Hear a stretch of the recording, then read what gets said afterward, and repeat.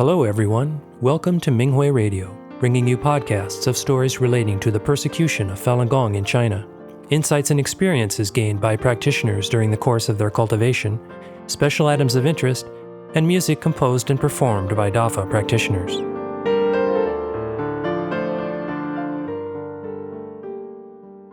In today's podcast, we bring you an experience-sharing article entitled Upgrading My Xinxing While Learning Classical Chinese Dance by a Falun Dafa practitioner from Taiwan.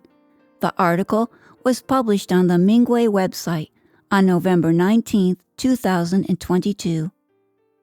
Greetings, Master. Greetings, fellow practitioners. I am learning classical Chinese dance at Taiwan's Nio Song High School of the Arts.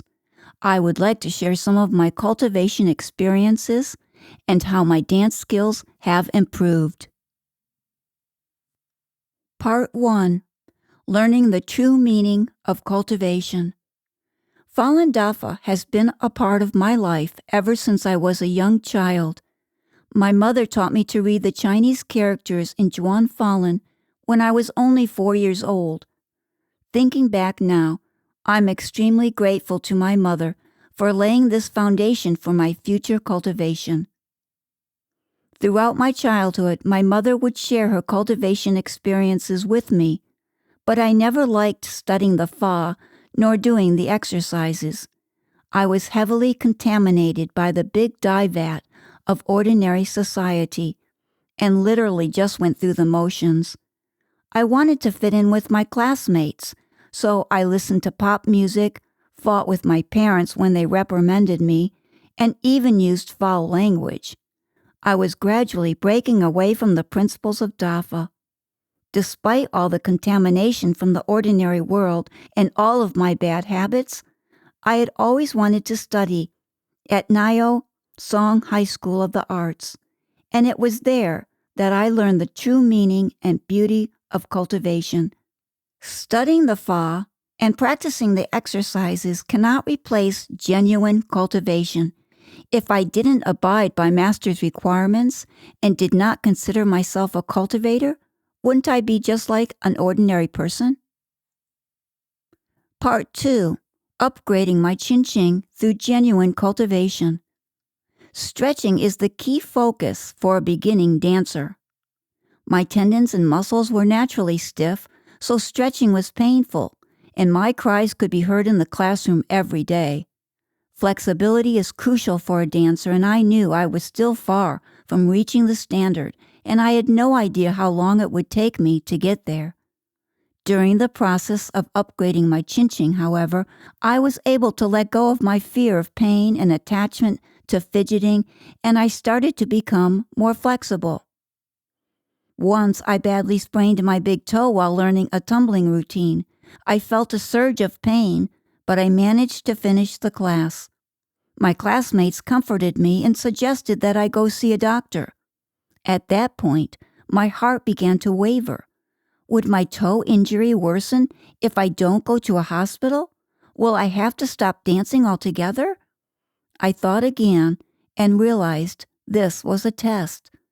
I decided to ignore the pain and told myself that I was okay. The pain gradually subsided, and I was able to resume dance class.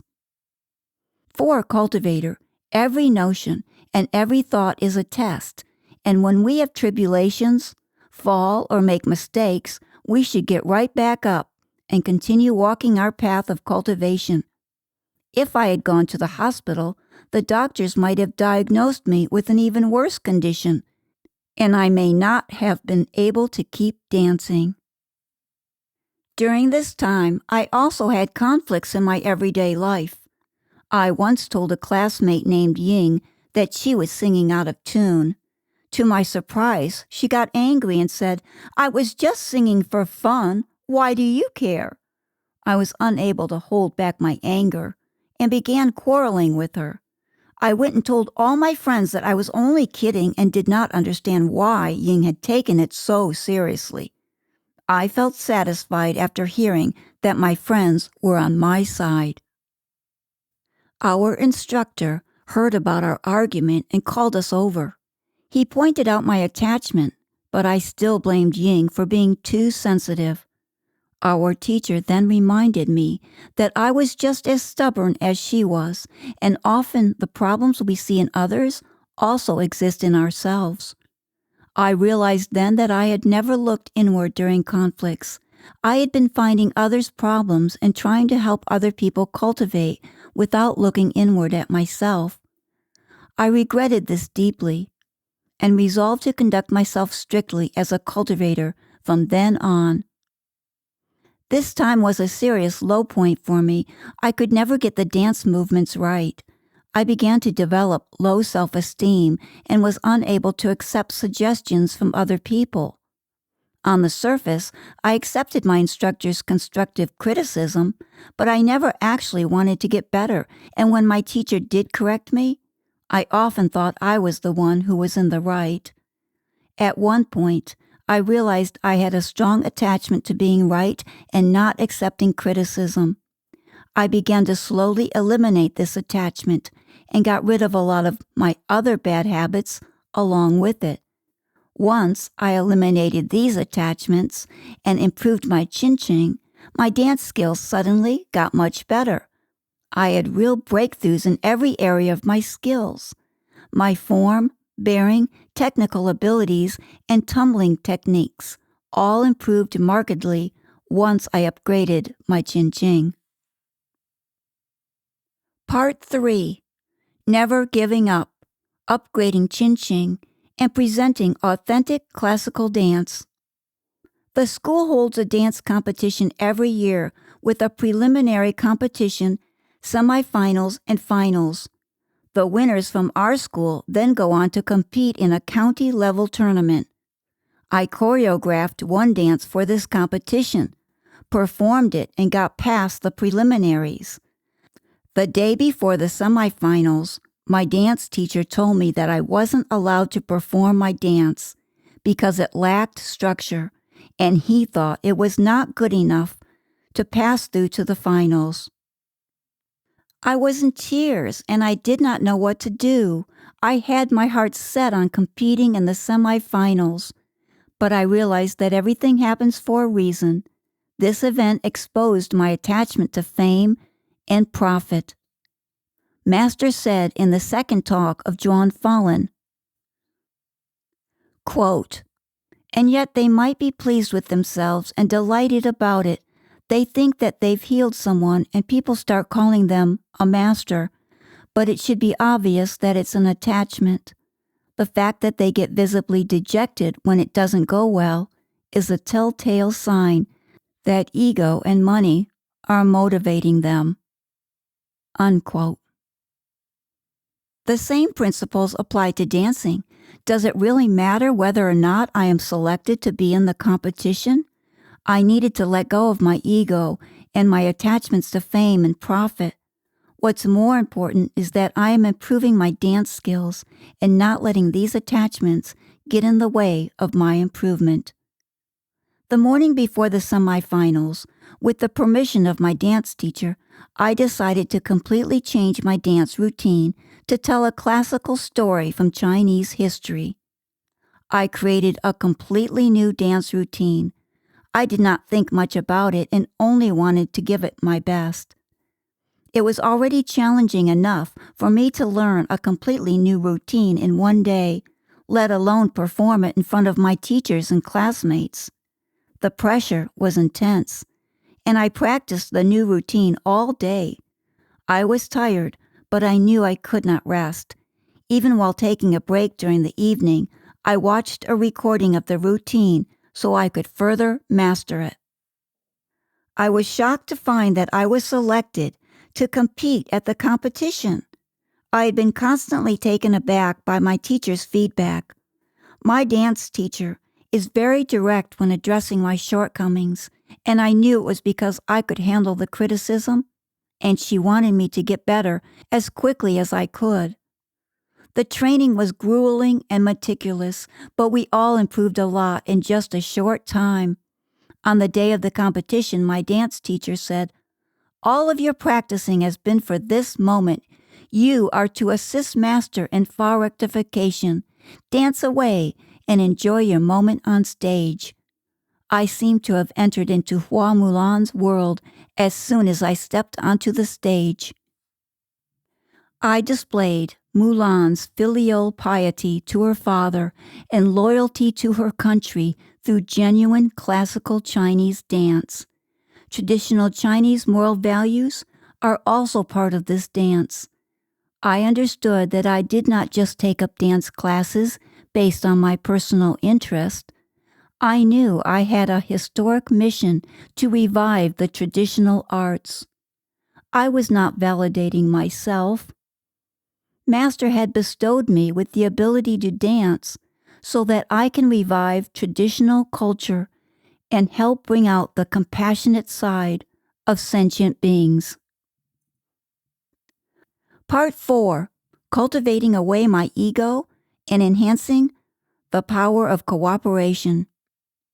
Sometimes my attachments would reemerge multiple times after I thought I had already cultivated them away. Master would arrange for me to eliminate them each time.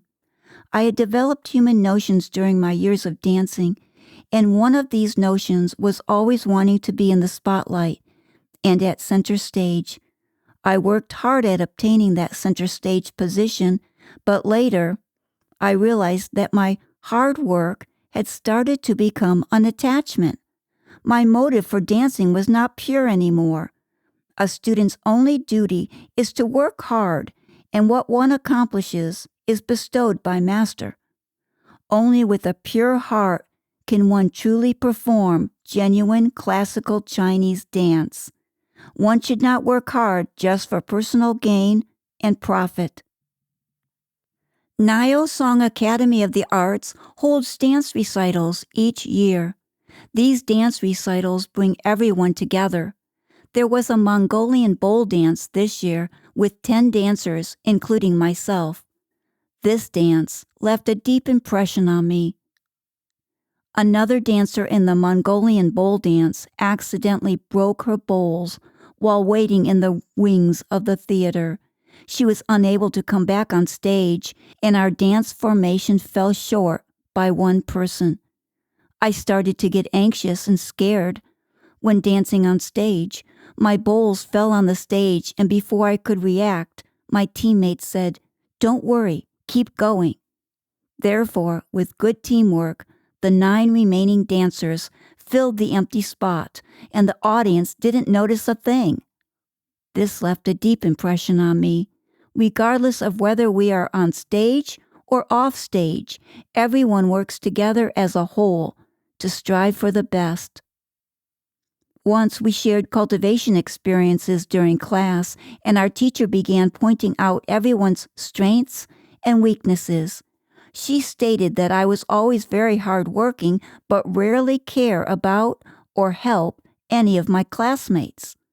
I looked inward for a long time and realized that I only practiced so I could improve and that I had indeed disregarded others. I made a breakthrough in this area and began helping my classmates. I also used my personal experiences to help them get better at dancing. As soon as my mentality changed for the better, the environment around me also changed. My classmates began helping each other. All of us had been practicing just for ourselves all this time.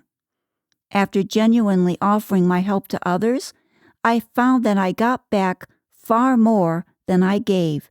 It was no longer just about how well I could dance. It was now about improving together as a whole. Part 5. Getting rid of jealousy. Jealousy often surfaces during our daily lives. In the past, I had always had thoughts like, I have been practicing so hard, but why do those who don't practice as much get praise from the teacher? Many of my other classmates had the same thoughts, and we began to think that the teacher was biased. Master said in the 7th talk of Zhuan Falun, quote, "People nowadays get terribly envious when someone shares his or her good news.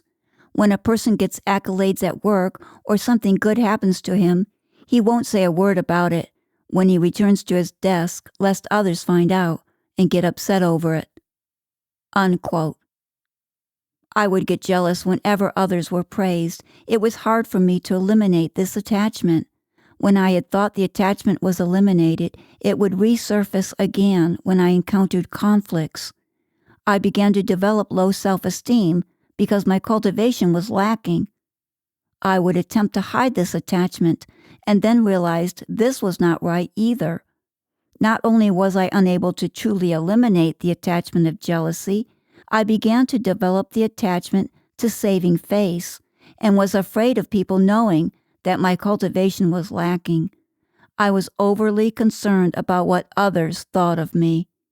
Master said in Why One Cannot See from Essentials for Further Advancement, quote, "Yet with or without seeing, an exceptional person can depend on his enlightening to reach consummation." Unquote. Isn't this improving unknowingly during the process of cultivation? I needed to let go of human attachments and let improvement happen naturally. Conclusion. I have fallen many times during tribulations, and getting back up was challenging for me. But I am always very grateful to Master for arranging these tests so I can find my many hidden attachments. I have felt less burdened each time after passing a test, and I will hold firmly to my faith in Master and Dafa and walk well on the path that remains. Please point out anything inappropriate. Thank you, Master. Thank you, fellow practitioners.